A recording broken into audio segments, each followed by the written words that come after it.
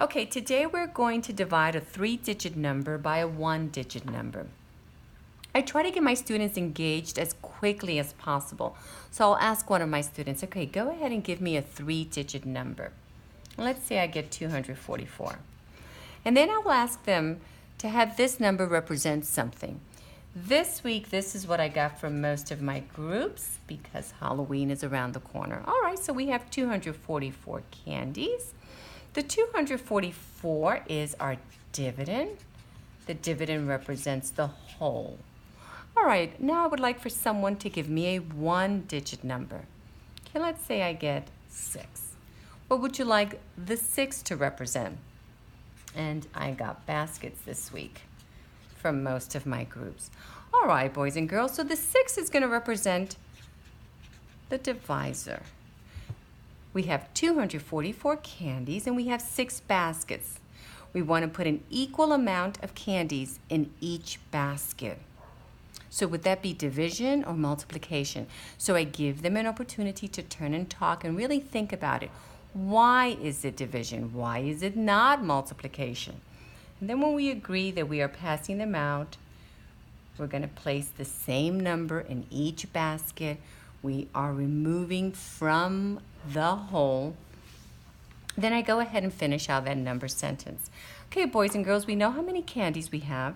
We know how many baskets we have. Go ahead and do a quick turn and talk. What would we like to find out? And then I'm listening in to see if they understand. And this is where I can very quickly realize who do I need to further remediate. All right, boys and girls, so what do we need? We need to find out how many candies will be placed in each basket. All right. Boys and girls, that is our quotient. Now notice I am not explicitly teaching the terms, just exposing them to it. Later on, I will go into the explanation of each of these terms. All right, boys and girls, so we know we have 244 candies and we have 6 baskets. We want to put an equal number of candies in each basket. We want to find out how many candies will be placed in each basket. All right, let's go ahead and represent the whole. And our students are very accustomed to pictorial models. Okay, so there is our whole. This here will represent the 244 candies. And we have how many baskets, boys and girls? We have 6 baskets, so let's go ahead and represent that. And my students will say, Mrs. Morales, you're going to need to draw 5 lines to get 6 parts. And there are 6 parts. All right, boys and girls. We want to distribute the 244 candies. Let's go ahead and start with a benchmark number.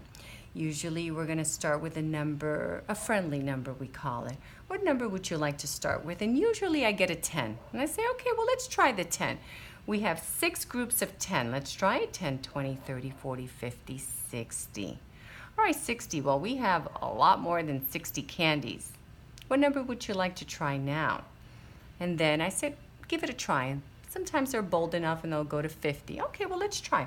Let's do those multiples of 50. 50, 100, 150, 200, 250, 300.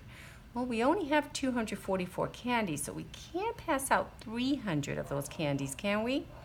No. All right, so we tried 10. It was too low, and 50 was too great. So what should we try now? Oh, how about 20? Okay, let's try 20.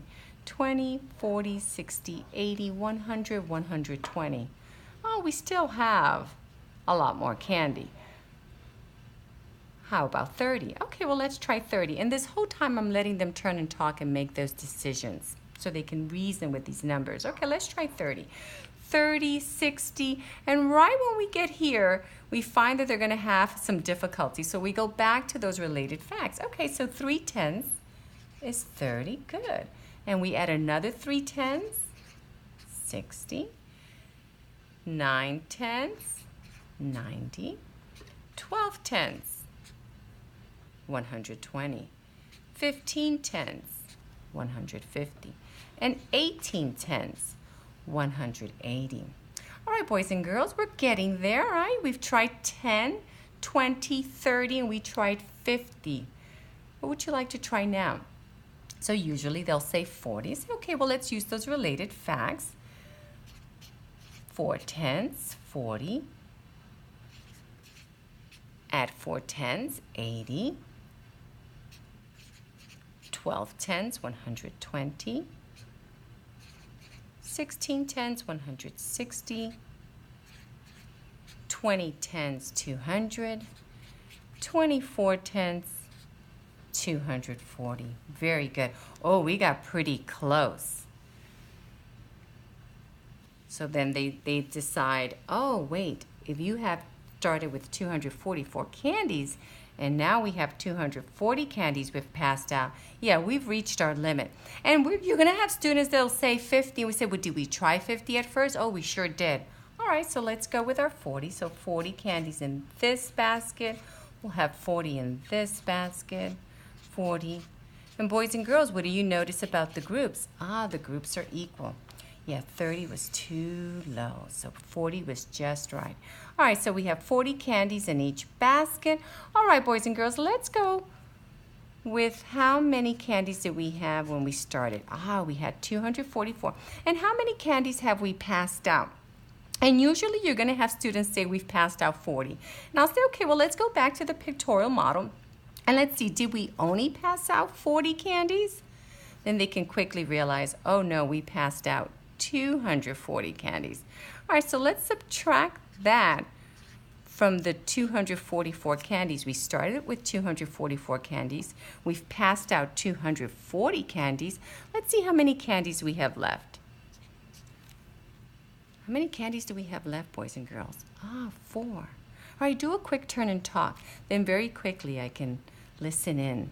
We have 4 candies left in those 6 baskets. Can we pass those out equally? And usually you'll have someone say, oh, no, that's what's left over. That's our remainder. And if they're not quite there yet with remainders, then you will point that out. All right, boys and girls, so let's go back to our question. We were trying to find out how many candies will be placed in each basket. How many candies are placed in each basket, boys and girls? And I say 40. Do you see the 40 candies in each basket? They can clearly see the 40 candies in each basket. Were there any candies left over? Okay, then that is our remainder. Very good. And I always return to the story. So boys and girls, we started with 244 candies. We had 6 baskets, and our goal was to place an equal number of candies in each basket. We wanted to find out how many candies will we place in each basket. We found that we could place 40 candies in each basket with 4 remaining candies.